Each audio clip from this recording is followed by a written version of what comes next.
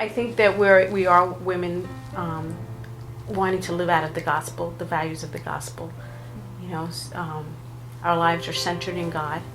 And so Catherine McCauley, who was our founder, always would say, you know, our lives are centered in God, who we go forward and backwards, like always knowing that God is the center of our lives. And so I think that foremost, we are women of prayer, and then women of service. And so our service comes out of our prayer life and our desire to serve God's people. Every day you're touching lives, and you're living out this theology of mercy continually. You see, you feel, you act, you sustain. You see something, you feel, you act, and you sustain. And what I like most about it is the direct service, where I can actually be with that person and touch that person and responding to that need immediately. It was a call to do something that would be bigger than myself.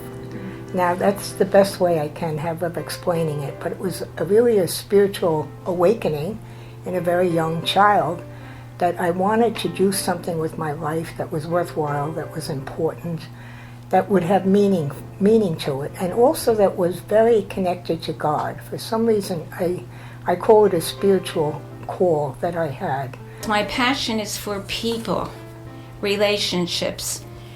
I long to empower people to live life-centered lives which are sharing, caring, and finding their passion in life.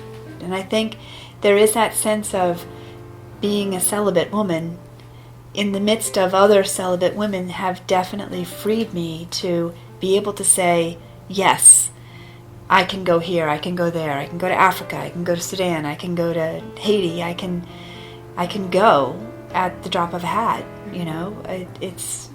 I'm much freer in that sense. I believe the work that I'm doing now is, I suppose, the fulfillment of a dream, because I'm working with the poorest population of children possible, and that's what I've always wanted to do. And I have the privilege of co-founding a ministry, the Sisters of Mercy and the Society of the Holy Child Jesus, who founded Hope Partnership for Education, and it's a middle school and adult education center in North Philadelphia, in the poorest zip code in the city. And so we're right in the place that we need to be. And this ministry allows me to use every single thing I learned when I studied. And we've been at it now for 13 years and have seen a great deal of growth and so many people involved. It's really wonderful. For me, I think the greatest blessing has been meeting some very remarkable women that I would say are wisdom figures in my life, sisters, plus traveling to parts of the world that are very poor, Peru, Guatemala, living in Belize and being really touched by people. The blessing has been in how much I've received from the people I've served. That they in the midst of so much suffering can still experience joy and such deep faith, that it's not about the material. It's more about, for them it was more about making sure that they just had what they needed, and they taught me a lot. You have your spring friends, your summer friends, your autumn friends, and your winter friends. And most of the time with the patients that we care for, we're their summer friend, encouraging them, wanting them to take care of themselves, wanting them to feel good about themselves, have meaning in their life. That means so much. So, and the other part of theology of friendship is to watch myself grow as a sister of mercy with how God has been my friend. And when you're young in your 20s and 30s, you don't grasp it so much.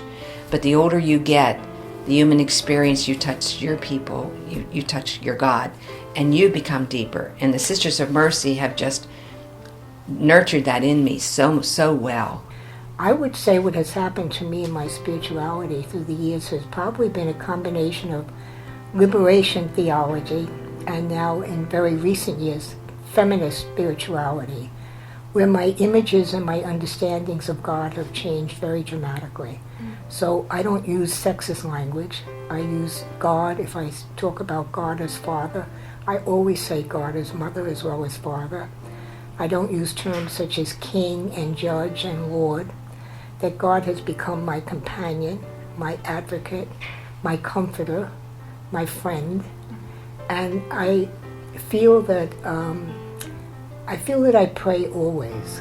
I think for Catholics, it helped us to have a development of conscience, which is very important to spirituality and to spirit. At one time, we would be much more compliant and passive, and therefore, whatever the rules, there was a saying, if you keep the rules will keep you. Now, I think we changed dramatically from that because we believe that the rules are to be of service to us, but if they're no longer of service, they need to be changed. If our own conscience and our own development of spirituality brings us in another direction, we need to follow that. Vatican Council II was absolutely essential for the 20th and for the 21st century because it just turned the church completely around. My hopes for all of us, all religious communities, is that we be truly the women that we are called to be, inspired by God, by our founders and foundresses. For me, it's Catherine McCauley, who is an inspiration in everything I do. And to be with lay men and women, students, also to be with persons who have a belief in God but have different expressions of their faith. And that whole dimension is exciting to me, and I am happy that I'm part of the change. I love change. You know, I didn't join the sisters to be by myself, to be alone, to not have a friend. I joined because community was important to me, and being with other people was important. So I think it was that whole, the mercy charism, the serving, the fact that they take a fourth vow to serve the poor, sick, and ignorant. I loved that. I mean, I heard it, and it was like, oh my God, yes.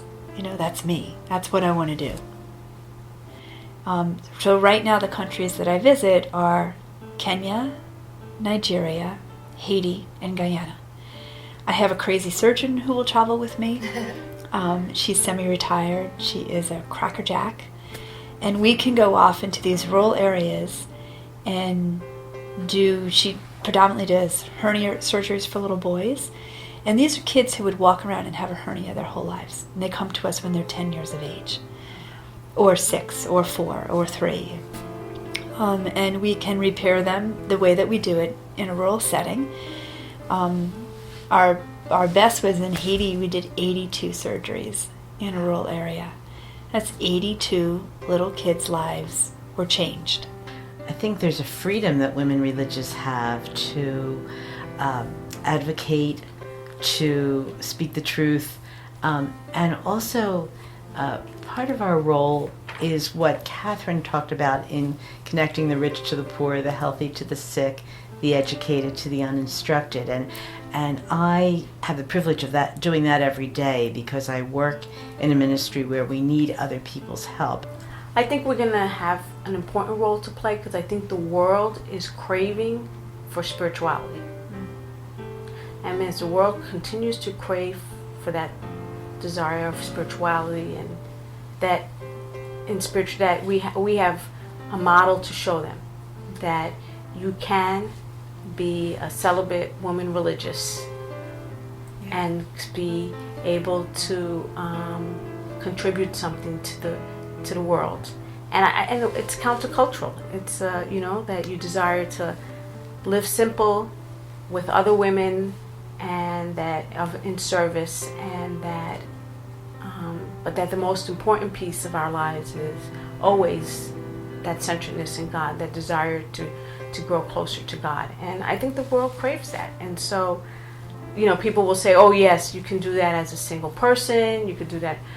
But when you do it as a group, as a witness in a group, I think that speaks more. My greatest awareness, and even thinking about this, is God's providence through my life. I cannot imagine a better life.